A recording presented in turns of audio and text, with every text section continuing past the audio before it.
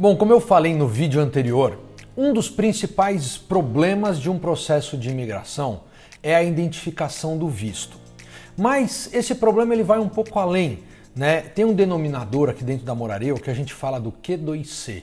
Mas depois eu vou falar sobre isso principalmente no terceiro vídeo, porque é o denominador que vai fazer com que o teu planejamento, mesmo com o visto escolhido, que ele tenha sucesso.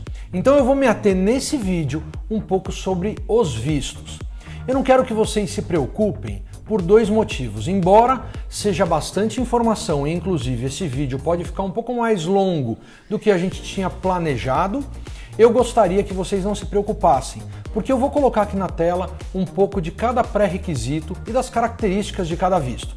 E mais do que isso, quando a gente terminar esse vídeo, a gente vai partir para a terceira etapa desse processo, que é um quiz, onde você vai poder colocar em prática esse conhecimento que a gente vai dar para você ter ali o resultado dos vistos que cabem para você ou para a tua família.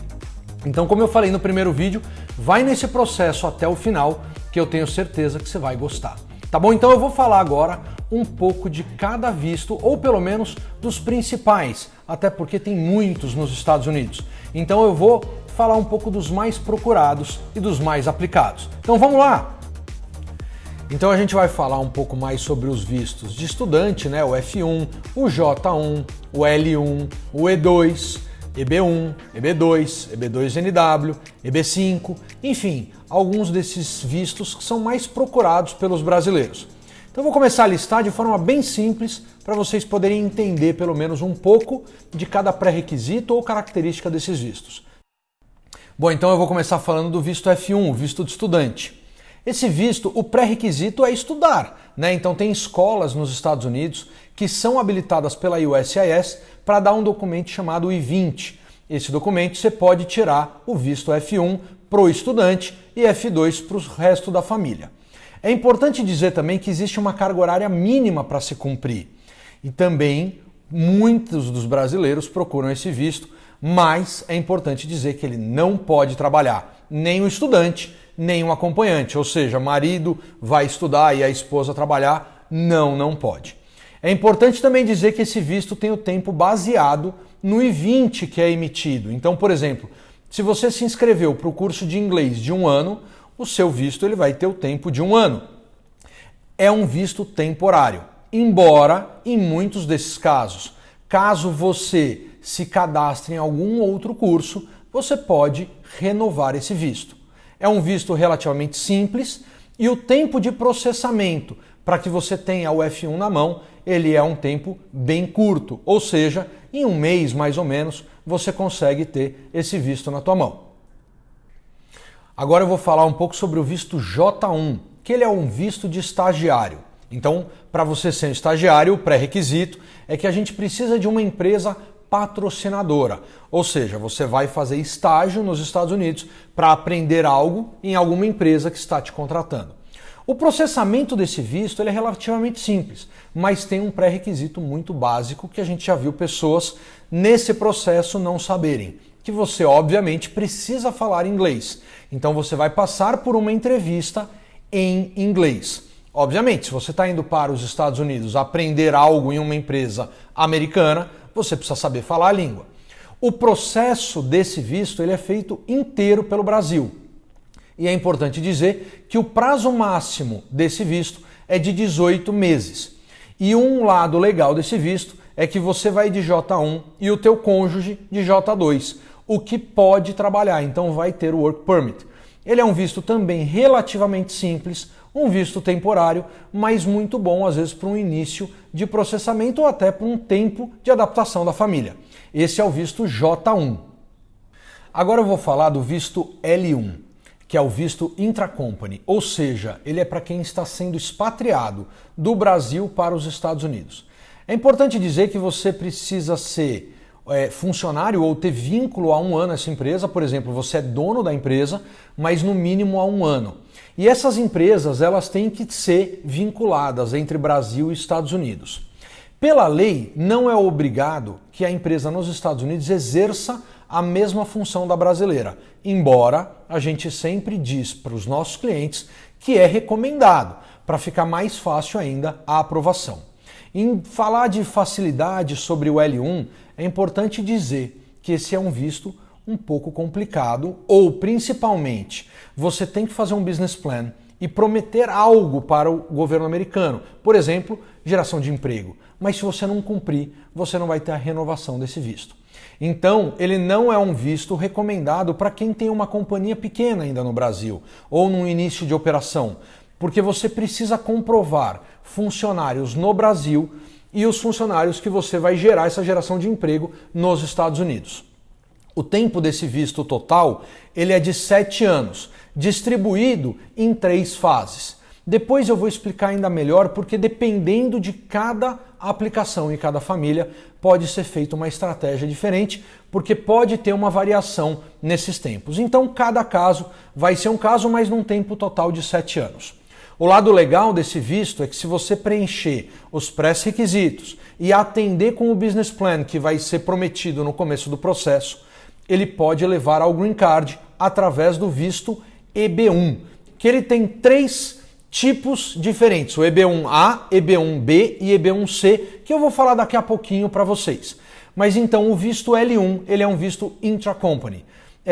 A gente recomenda aos clientes que tenham cuidado na análise, né, e com os profissionais que estão envolvidos dentro do teu processo, exatamente para não ter o visto negado, não necessariamente de primeira, mas numa renovação. E isso hoje é bem comum. Então ele é um visto bom de se trabalhar, mas tem que tomar cuidado. Então, antes da gente falar sobre o EB1, como eu comentei agora há pouco, a gente vai falar sobre o visto E2. O visto E2 ele é muito procurado pelos brasileiros, embora seja um visto para pessoas com cidadanias de países que têm acordo de comércio com os Estados Unidos. Itália, Espanha, Alemanha, Japão, Argentina, enfim, alguns países que infelizmente o Brasil não tem esse tratado. Esse visto ele é para quem quer investir em algo comercialmente ativo nos Estados Unidos. Então, por exemplo, você quer abrir uma loja, você quer abrir uma prestadora de serviço, né, e que você vai trabalhar e você vai ser o general manager desse negócio. Ou seja, a gente tem que investir nos Estados Unidos, provar que investiu uma quantia substancial e provar que você é essencial para o trabalho e o desenvolvimento da empresa. A aprovação desse visto ela é de curto prazo.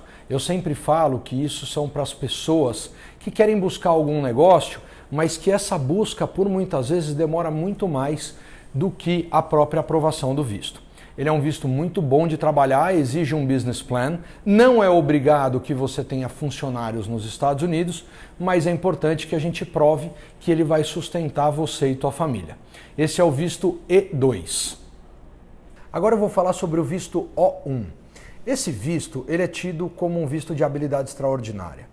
Normalmente a gente fala de artistas ou alguém que tem uma mídia, né, que possa provar. Então é um visto temporário de 3 anos, onde dentro de 10 pré-requisitos a gente vai precisar preencher 3 deles, que depois eu vou disponibilizar esse material para vocês verem certinho.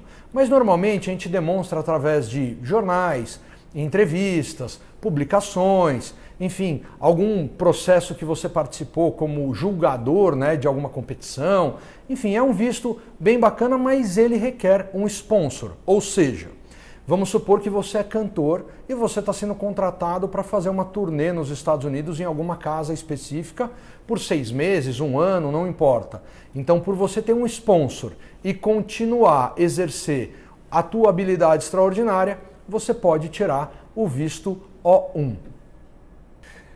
Agora a gente vai falar sobre o visto EB1. Eu deixei para falar nesse momento porque ele tem 3 categorias. Uma, como eu falei, que é a extensão do visto L1. Uma outra que é também com habilidade extraordinária, como eu acabei de falar do visto O1. Só que a gente chama esse como o irmão mais velho. Por quê? Porque ele é Green Card. A terceira categoria do EB1 ela é para pesquisadores. Então a gente está falando de gerentes ou diretores expatriados, é uma categoria dele. A segunda é o irmão mais velho do visto O, ou seja, de habilidade extraordinária também, mas com uma demonstração muito acima do que o próprio O, que eu já vou explicar. E a terceira para os pesquisadores e cientistas. O bom do visto EB1 é que, como eu falei, ele é green card, ou seja, ele é um visto permanente. Então, todos os vistos que começam com EB, ele é igual ao green card. Por ser green card, a comprovação ela tem que ser muito maior. Então, como eu falei do O1, que você publica, você mostra através de publicações, o EB1 a gente tem que ter esses requerimentos muito mais fortes. Eu vou dar uma ideia só para vocês entenderem um pouco de como é essa razão de demonstração. Então, eu falei do artista para o visto O1, que ele é cantor e ele tem um sponsor nos Estados Unidos. O EB1, ele não precisa de sponsor. Só que ao invés da gente demonstrar uma entrevista num jornal de bairro, por exemplo, a gente tem que demonstrar uma entrevista num jornal da Globo, num jornal da UOL, enfim, sites com grande relevância e com grande público que a tua matéria está sendo impactada. Então o EB1, por ser green card, é a super habilidade extraordinária. É um visto muito bacana de se trabalhar. O tempo de saída do green card, ele é mais ou menos entre 1 ano e meio e 2 anos. Ele é um período um pouco mais longo, mas vale a pena o processo exatamente pela permanência. Eu vou falar agora de 2 tipos de visto em conjunto, porque são irmãos, né? Que é o EB2 e o EB3. Para quem já pensou em EB2NW, vai vir daqui a pouco. Por enquanto, EB2 e EB3. Os dois são obrigatório um patrocinador, ou seja, um sponsor nos Estados Unidos. Embora os fins desses vistos eles são muito parecidos, né, o processo ele é um pouco diferente.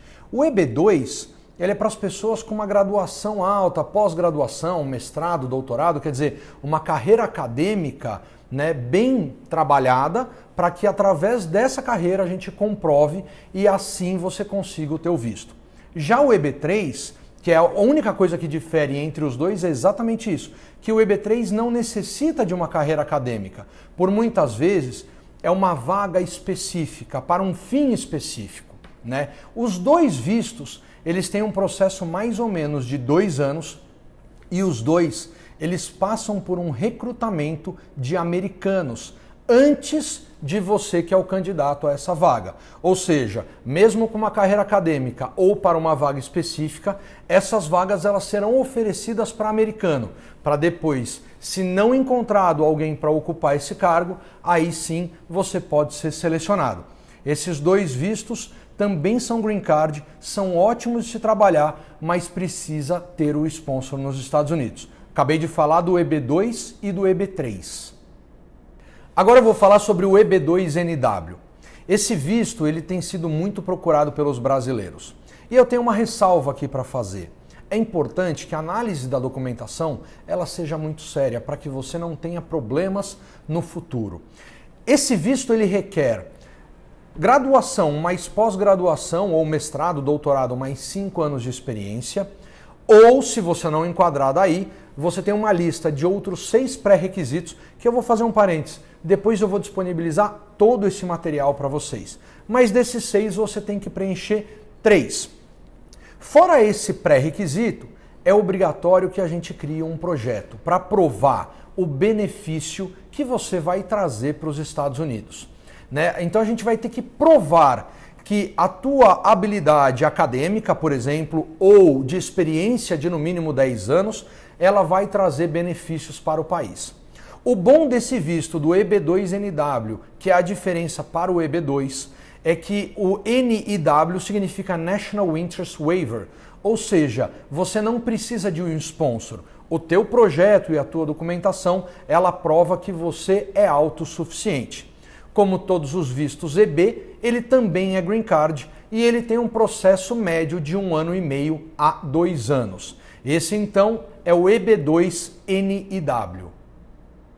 Bom, por fim eu vou falar sobre o visto EB5, que é o visto de investidor. É tido como o tapete vermelho dos Estados Unidos. Pelo simples motivo de você investir em um projeto pré-aprovado pelo governo americano, onde a tua cota de $500 mil ela vai representar a geração de no mínimo 10 empregos. Tem toda uma estrutura por trás desses projetos, como construções de hotéis, hospitais, parques, shoppings, aeroportos. Quer dizer, todos os projetos sólidos pré-aprovados pelo governo americano, junto com um centro regional, exatamente para verificar toda a geração de emprego e fiscalizar a questão financeira. O valor do investimento é importante, aliás, é obrigatório que a gente comprove a origem. Esse é o único pré-requisito para que você, investidor, seja aprovado. Ou seja, a gente precisa provar de onde esse dinheiro veio para poder ser investido. Como todos os vistos EB, ele também é Green Card. Ele dá direito para marido, mulher e filhos até 21 anos. E o projeto, todo esse processo do EB5 da aplicação até a saída do Green Card, estima-se também 2 anos para que isso aconteça. Como eu falei do tapete vermelho, esse é um dos vistos mais conhecidos como o VIP dos Estados Unidos. Ou seja, se você não quer se comprometer com estudo, questões acadêmicas, projetos, desenvolvimentos, investimentos de uma companhia própria, esse é um caminho mais curto para você obter o Green Card. É um ótimo visto também.